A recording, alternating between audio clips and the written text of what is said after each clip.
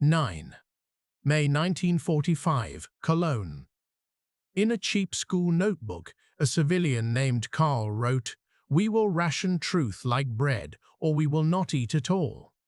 He wrote by the window because the plaster dust outside still made his lungs seize in the dark.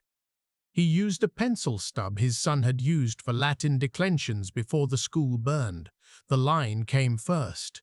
A thesis, not for publication, not for open speech, but for the drawer beneath the chipped table. It was a dangerous sentence. It summarized his years to come. The war was over. The war was not over. The arithmetic of it depended on where you stood and what you owed. The rubble stood first. In May 1945, Cologne was more absence than city. Its cathedral rose over a sea of broken stone, a Gothic backdrop for a century of industrial ambition that had collapsed into a grey tide. The numbers could not be grasped in a single glance. Allied aerial photographs, later collected in occupation reports and Bundesarchiv records, spoke of hundreds of thousands of apartments damaged or destroyed across the land. 1/3 of Berlin's housing stock gone. In Cologne alone, 262 air raids had visited, and the survivors walked their streets like ants through a ruined anthill. Karl walked with his wife, Helen. He counted rooms not by walls but by remnants. A stove grate was a kitchen, even if it was sitting upright in an empty lot. A door with hinges still attached was an opportunity to sleep without wind. He saw women with headscarves and old coats, shoulders hunched under the sharp weight of broken brick. Trümmerfrauen, the people would call them with both honor and resignation. Women with crowbars and rough hands, passing bricks in a line, scraping mortar from the good ones. There were no gloves. This was the mathematics of rebuilding, one brick, one gesture, 1 minute at a time. Voices came to him then in fragments that would later read like witness in an archive. Liesel M. Berlin, Diary 21 May 1945.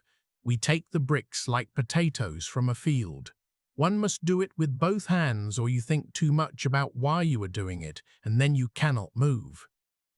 The voices rarely named perpetrators. They named rain and blistered palms, curfews and the noise of boots in a stairwell. The occupation forces arrived with maps and loudspeakers and rules. The Wehrmacht was dissolved. The Allies were now the state. On 11 May 1945, the British military government in the Ruhr issued curfew instructions printed on thin paper. The language was precise. Movement controlled, arms surrendered, looters to be shot on sight. The Americans in their sector carried standard operating procedures refined in Italy and France. The British, patient and tired. The French, damaged and strict. The Soviets, forceful and intent. Allied Control Council Minutes, June 5, 1945.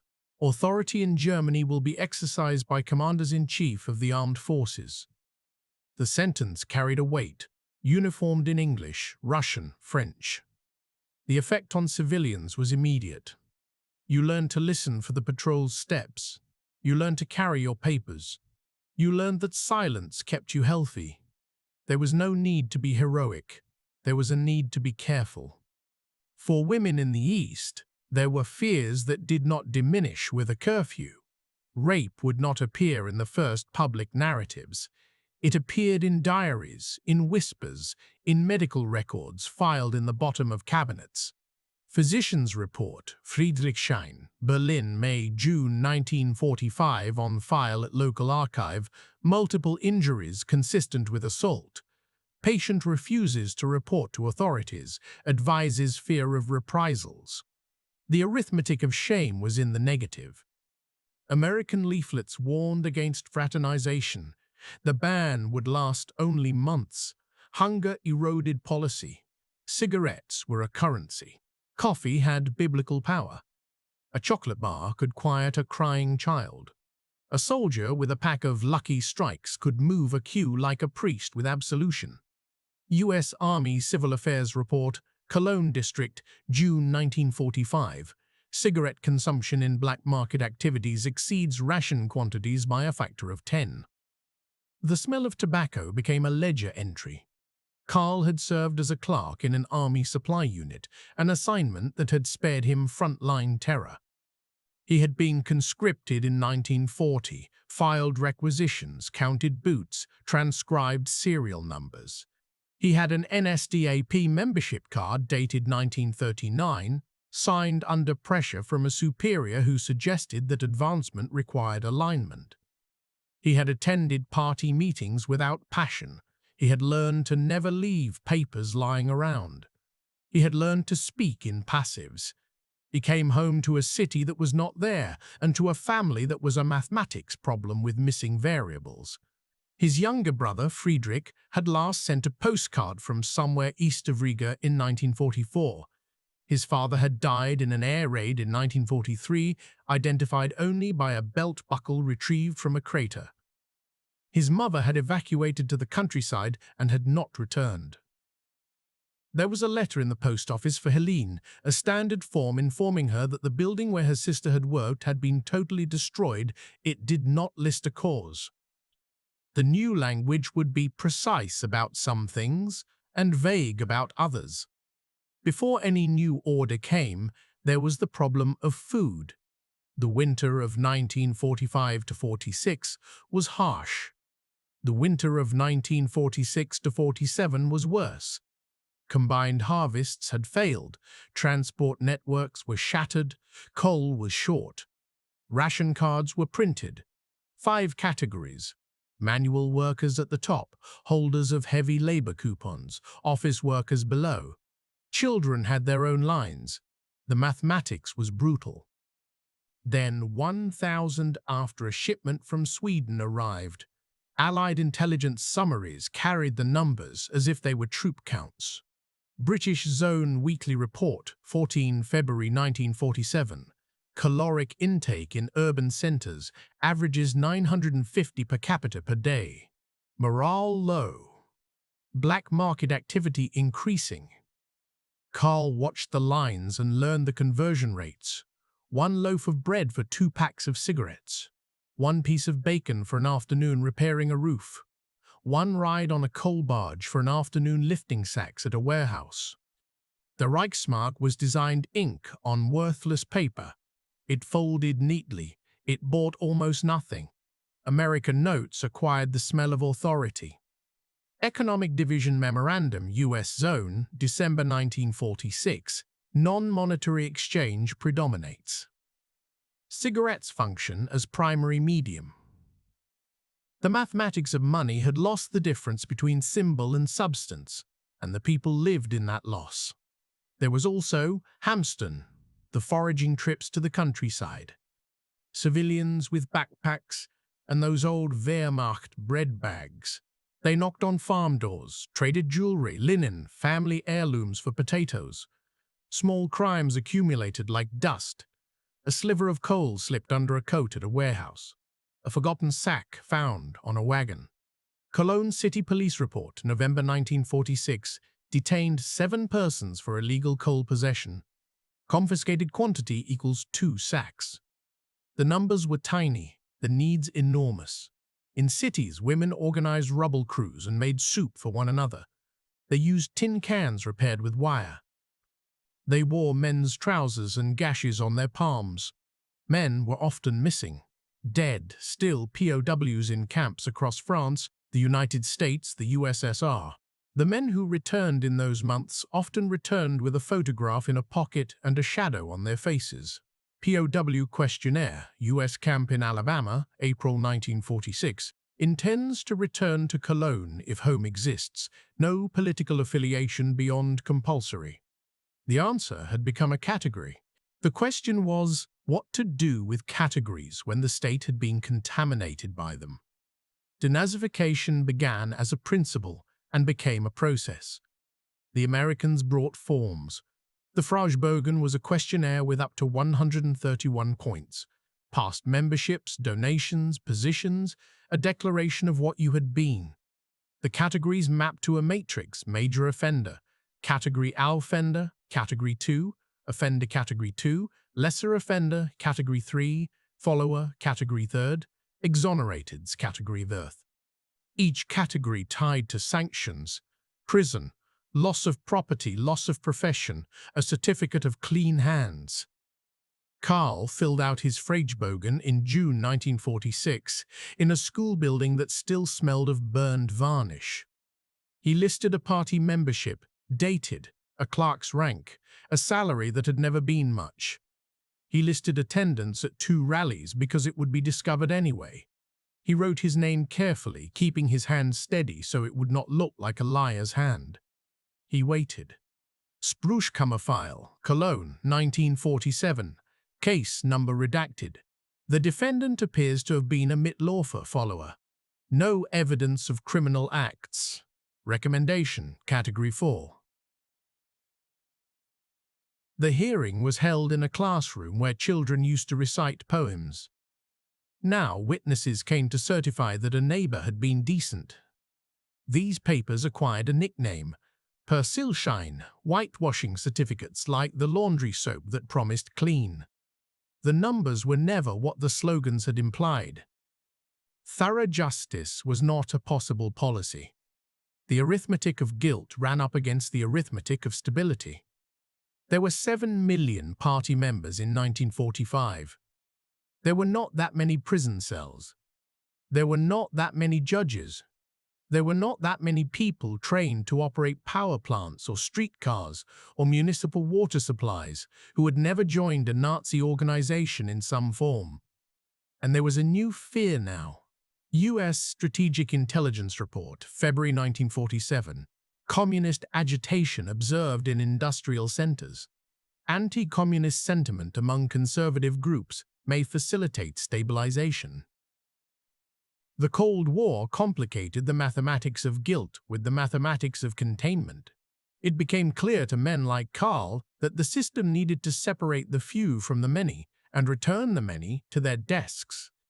In the American zone alone, millions of Fragebogen were filed, but the mass of the categorized were placed in Category 4 or V, a small fraction, the unmistakable, received prison terms.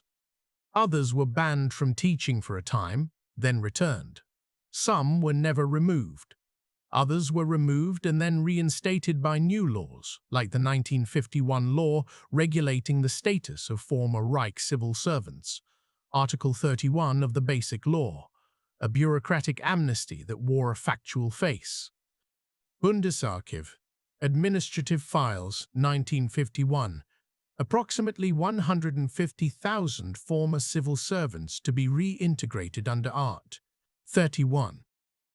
Justice was an equation with too many unknowns and one constant, the need to restore services. The trains must run, the police must be paid, the schools must reopen. What you said about yourself changed with the need. People remembered differently in 1947 than they had in 1939. The language shifted toward passivity. We had to, we were told. We did not know. Denazification files contained thousands of sentences like these. Police chiefs became victims of circumstance. Local party officials became men who had only taken minutes at a meeting. The mathematics of guilt was redistributed. It was a curve. It retained a thick middle at Mitläufer where stories were simple and shame was managed through euphemism. It had tiny tails at both ends. Innocent bystanders on one side, major offenders on the other, each one an exception to prove a general rule. The displaced arrived in this matrix and complicated it further.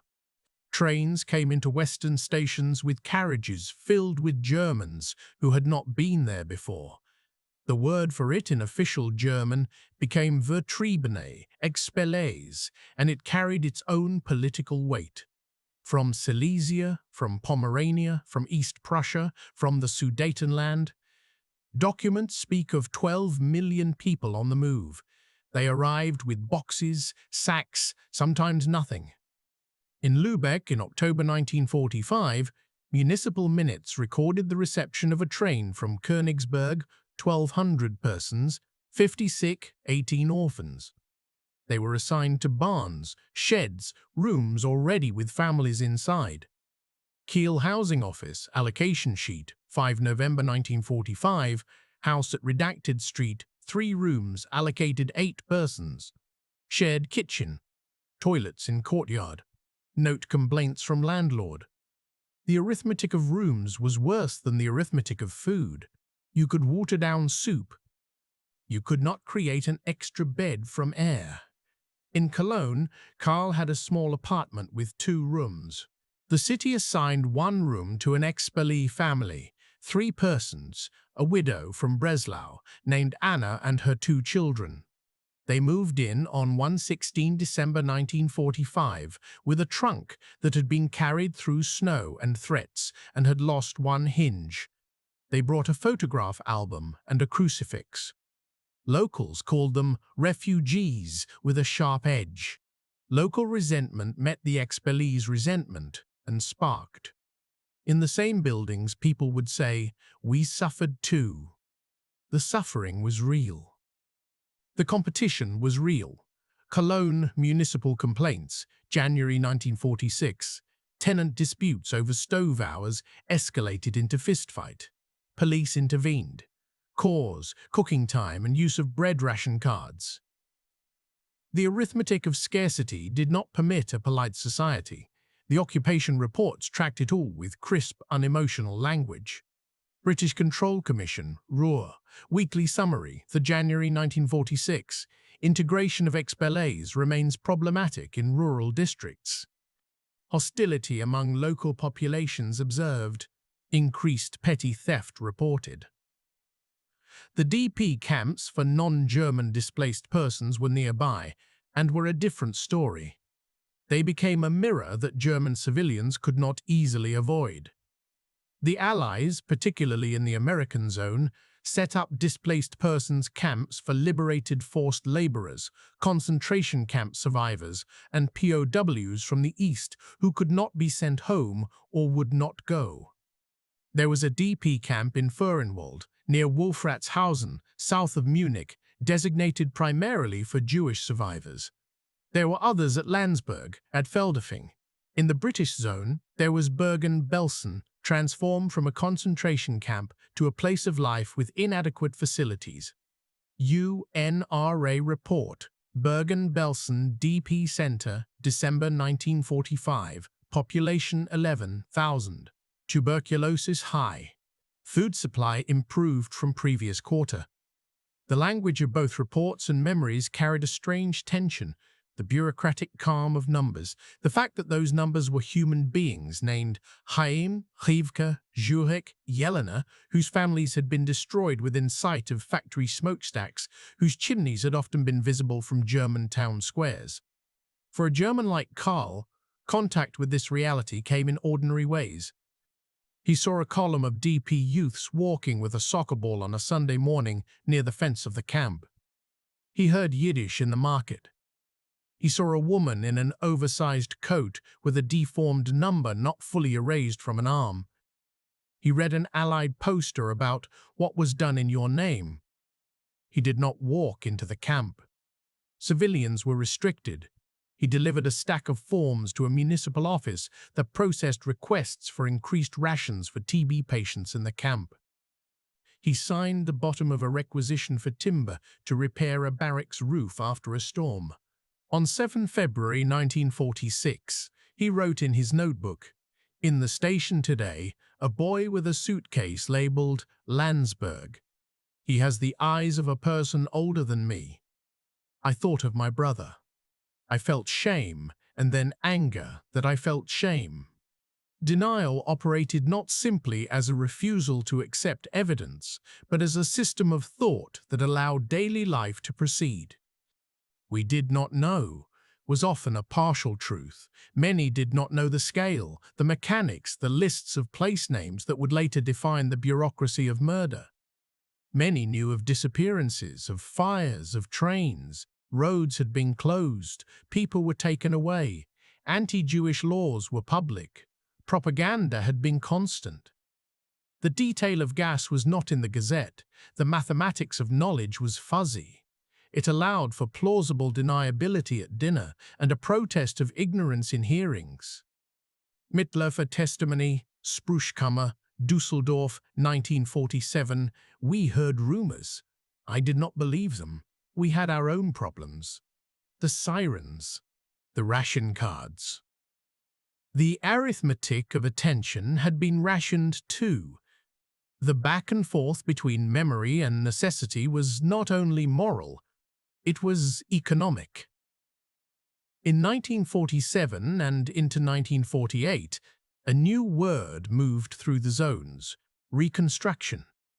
The first aid shipments had been UNRRO, a patchwork of relief goods. CA packages arrived, small miracles from Detroit and Des Moines, from churches in Kansas and synagogues in New York. They contained Spam, powdered milk, tins of coffee, sometimes a pair of socks with no holes. People wrote letters to anonymous donors. Letter.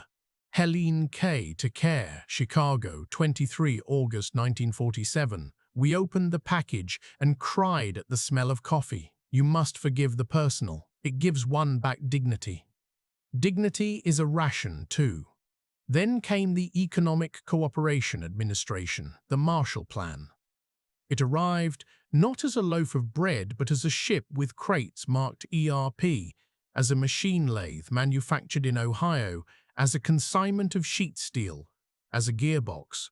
The Americans turned from punishment to investment. It was a strategic pivot against the Soviet Union, but it also brought grease to bearings and light to workshops. ECA report, West German allocations, 1949. Priority to coal, steel, transport, fertilizer, power generation equipment. There was a mathematics to this: input, output, a multiplier effect. Karl found work in this new arithmetic. In late 1947, after a short stint hauling bricks and a longer one issuing ration coupons in a municipal office, his ability with ledgers and lists landed him a position at an old machine tool firm in Ehrenfeld that had survived the bombing through dispersal and luck. The firm had made parts for weapons. Now it needed to make parts for tractors. The Americans wanted tractors to feed a continent that needed to contain communism.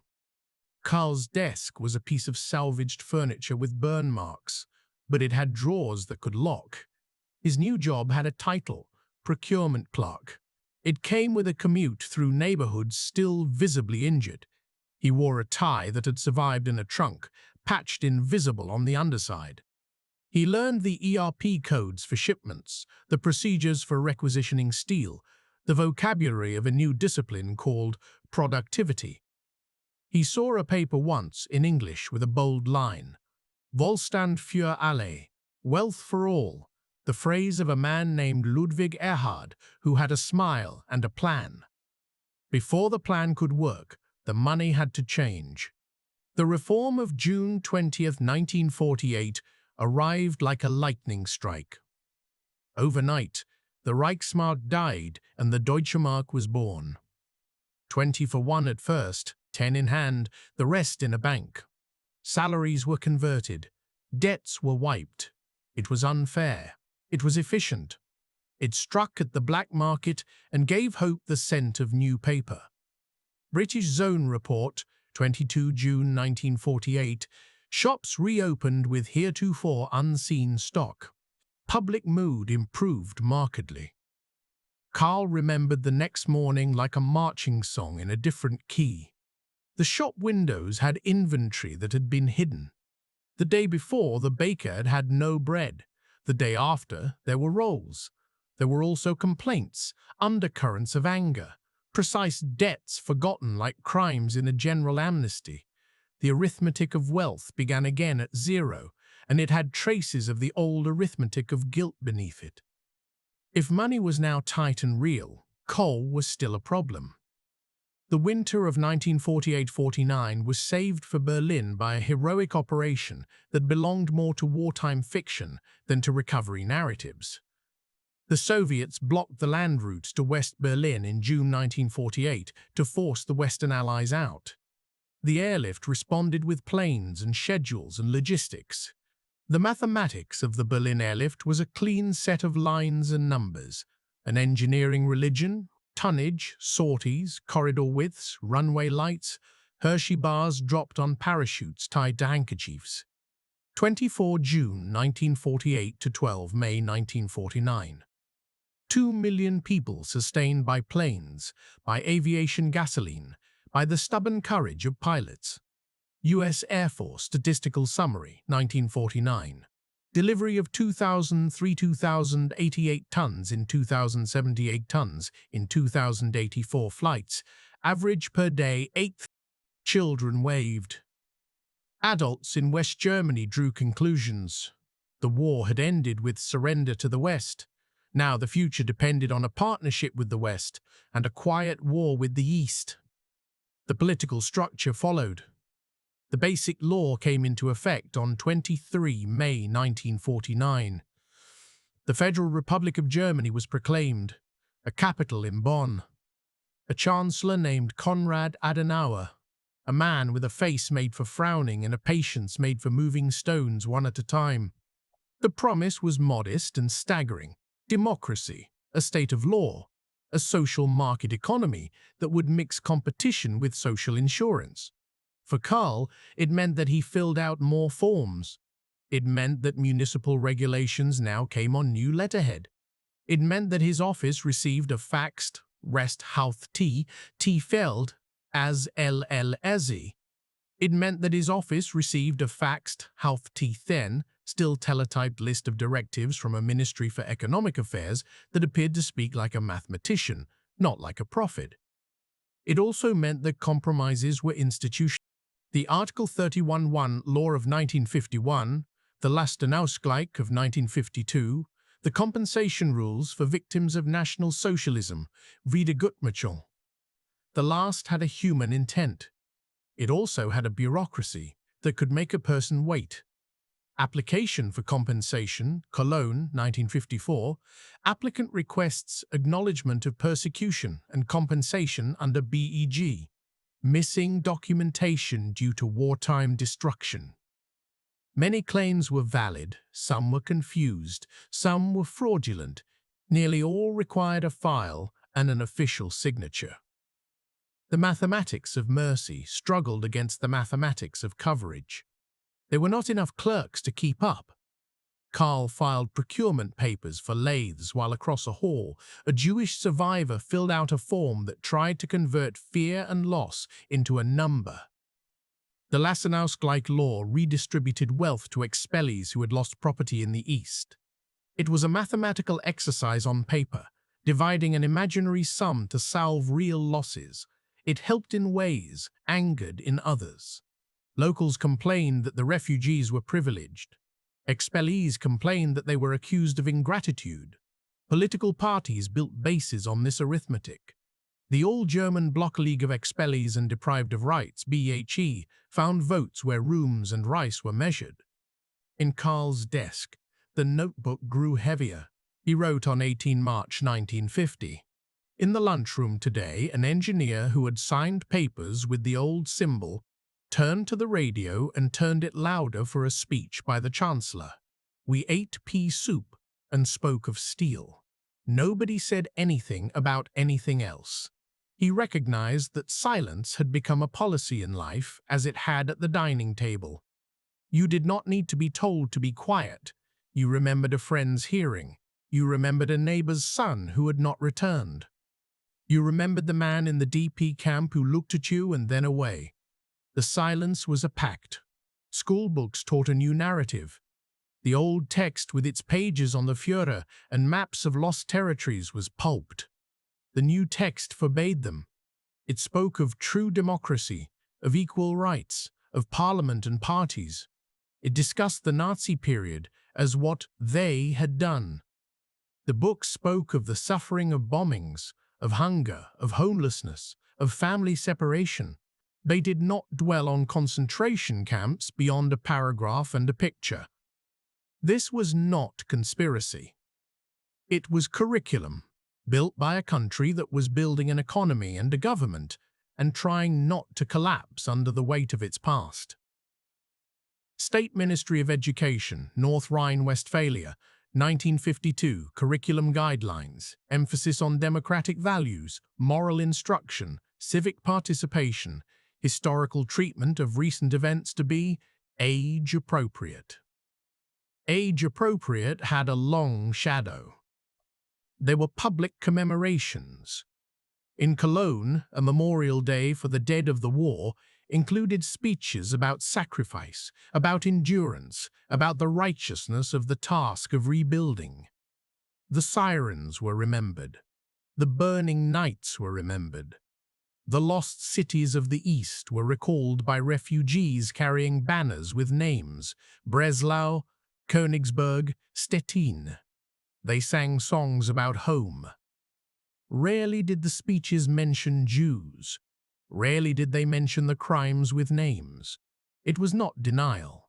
It was selection. Municipal Commemorative Program, Cologne, 1953, 2015 hours. Minute of silence for victims of air raids. Motto: Never again war. If you carried the other names in your head, you said them to yourself when the bells rang. Karl had a son, Paul, born in 1938. By 1953, Paul was in school where teachers who had taken an oath to Hitler in 1937 now took an oath to the basic law, and many did so honestly. They believed that what they taught was a barrier. Their own pasts were managed by denazification and by the new necessity. They had to teach grammar and mathematics more than they had to teach memoir. In civics, they spoke of the threat from the East and of the free world. They spoke of NATO in 1955 and of rearmament, which caused protests and suspicion. They spoke of the right to vote. They pointed to a photograph of Adenauer and of a black, red, and gold flag. When Paul asked his father what he had done in the war, Karl answered with a sentence he had prepared: "I kept the numbers in order." His work became respectable. The factory grew. New buildings rose in Ehrenfeld. Tiles were laid. Windows gleamed. A thin layer of prosperity covered the broken bones of the city like flesh over a scar. A man named Erhard became Minister of Economics and then Chancellor, and men like Karl quoted him over Schnitzel. "Prosperity for all," they said with pride. The economic miracle was both marketing and fact. Growth rates were high. Volkswagen sold cars that clanked into lives that had never known such convenience. Women who had lifted bricks now bought washing machines. Men who had scrounged coal now bought coal in sacks, pre-weighed at the store. But posterity did not cancel the past. It rearranged it. In the late 1940s and early 1950s, Karl had seen, mechanically, a series of reintegrations that were never named. That former judges, former administrators, former police officers, former engineers. Men quietly returned to their desks. Their new letterheads did not include old titles. They signed with new pens and older habits. They avoided conversation about the files they had once signed. They enacted new laws with reference to an eternal law of civil order and a new insistence on human rights that was more a vow than a statistic. Allied intelligence had noted it as it happened, often with an eye to practical matters. OMGUS Weekly Intelligence Report, 17 March 1948. Given the necessity for continuity in administration, a high degree of personnel reemployment has occurred. Recommends stricter screening for justice sector while maintaining functionality in utilities. The recommendation approximated the compromise itself. Justice must be seen. Electricity must flow. As the 1950s proceeded, new signals filled Karl's days. The Korean War had sparked a demand for machinery. Orders arrived at the factory in stacks. He filed customs forms with precise entries for ball-bearing assemblies. he processed a shipment of American coolant fluid labeled with warnings in English and German. He made a decision about a flour requisition for the factory cafeteria that favored his office over the assembly line, and wrote a note to justify it to himself. Office staff working late on export contracts. Small choices. Small corruption. Not to save himself, he would have said, but to keep the contracts moving, to secure deliveries that would keep his friends employed. The mathematics of survival had grown in complexity, but not in ethics. It was ordinary. Along the line of ordinariness were still extraordinary reminders. A colleague with a scar who drank too much on Fridays, a widow who had become efficient at everything and never married again, a neighbor whose son had been born without a father, who took the name of a man from Bavaria who had not returned from a mountain accident and was not there to object. It was a life of compromises and quiet grief. The public war had ended. The private war had not. In places like Wolfsburg and Essen, in Saarbrücken and Stuttgart, the factory siren replaced the air raid siren. Men called themselves workers and foremen and managers again. Women who wanted to keep working fought quietly with the expectation that they would return to kitchens. Trümmerfrauen were praised on postcards and excluded from supervisory offices. Labour Office, Cologne, 1956, return of male labour force has facilitated reduction of female employment in heavy industry. Programs for domestic science training expanded. The arithmetic of gender resumed where it had left off in 1939, but with hands scarred by those years in between. The Cold War replaced the Old War with a different line on maps. West Germany joined NATO in 1955. The Soviets and the East Germans built a wall in Berlin in August 1961 that made visible what had been real for years. There were two Germanys now, and one was defined against the other.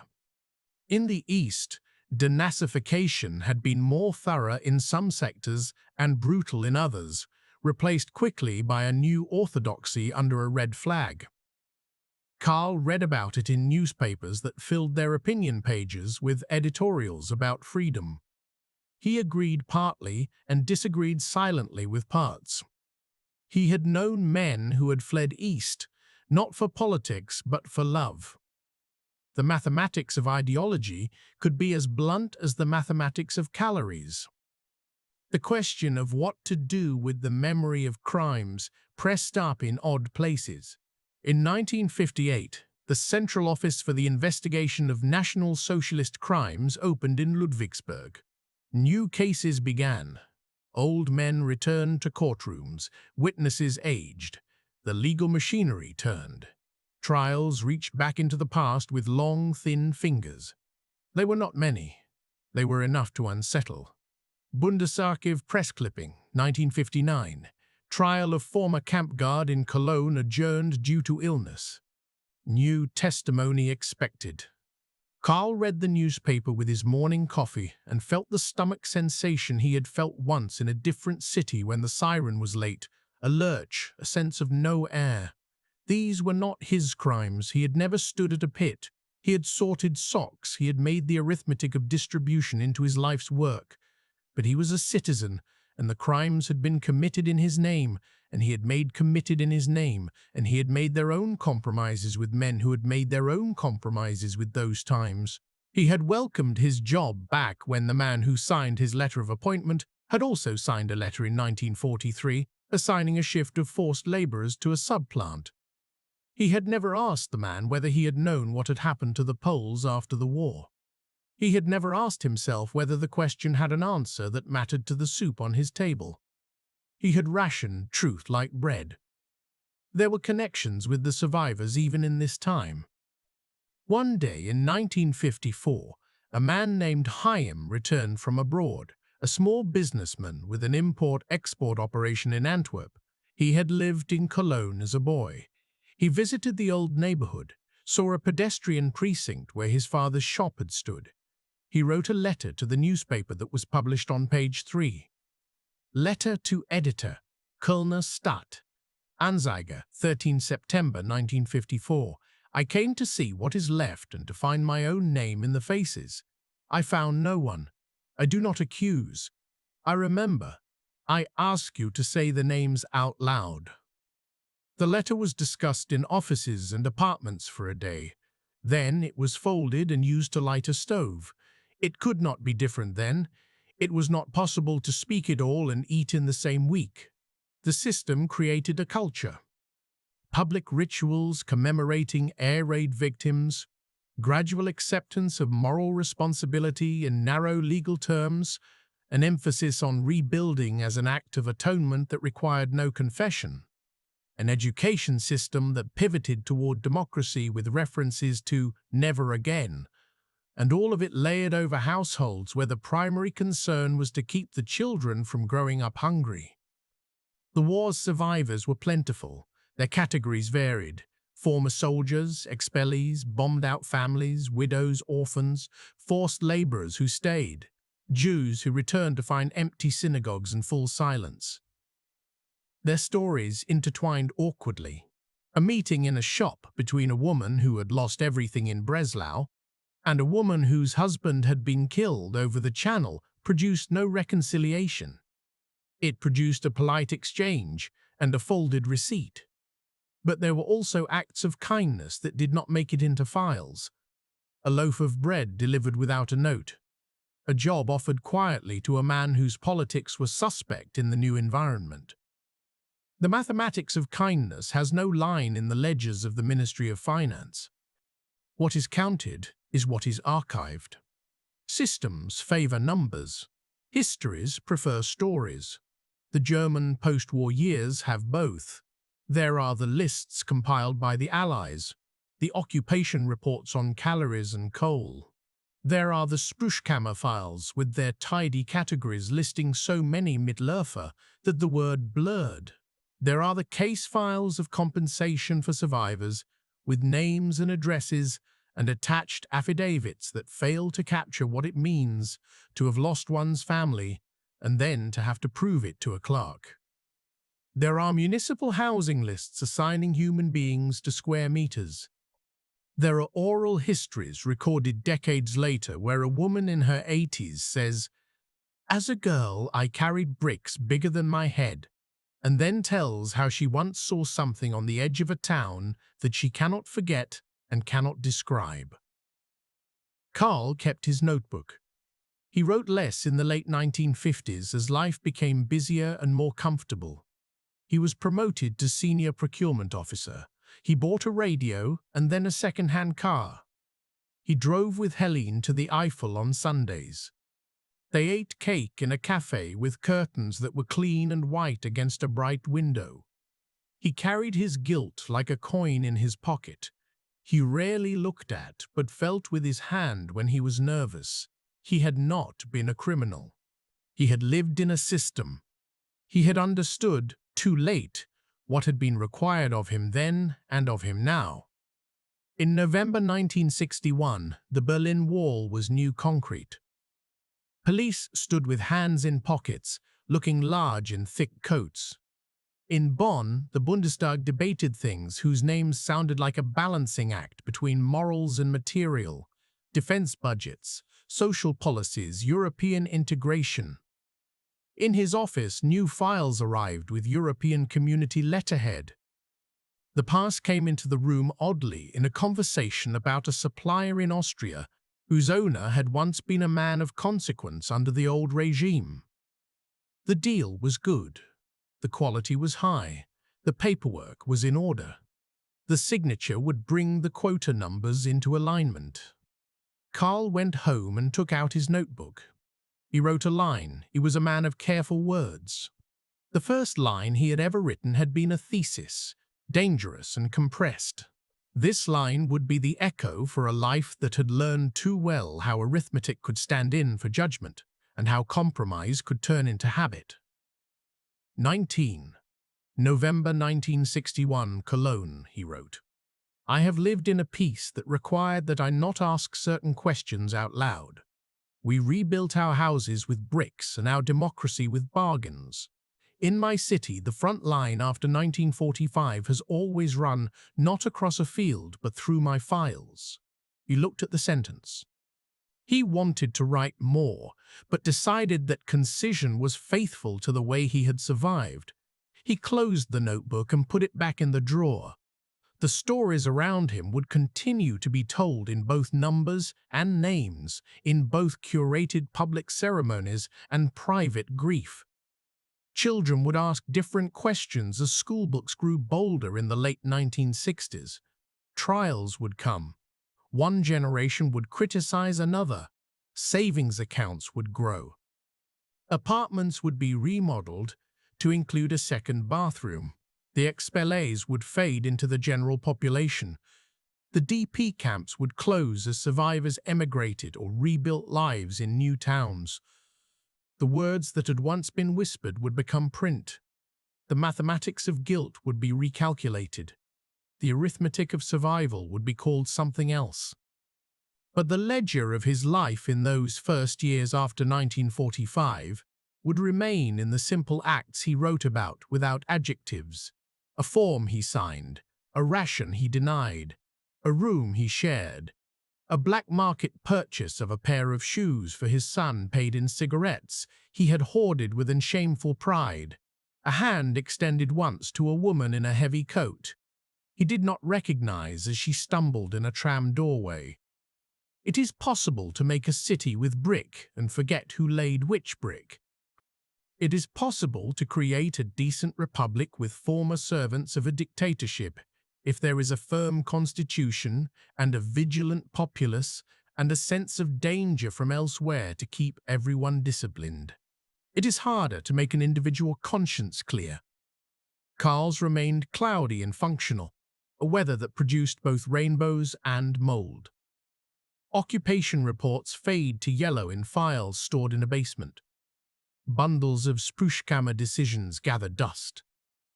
Allied intelligence summaries sit in the stacks of an archive where a graduate student with a grant turns pages in that peculiar silence where history happens. Oral histories sit on tapes and cloud servers with the voices of women who are tired and men who are careful.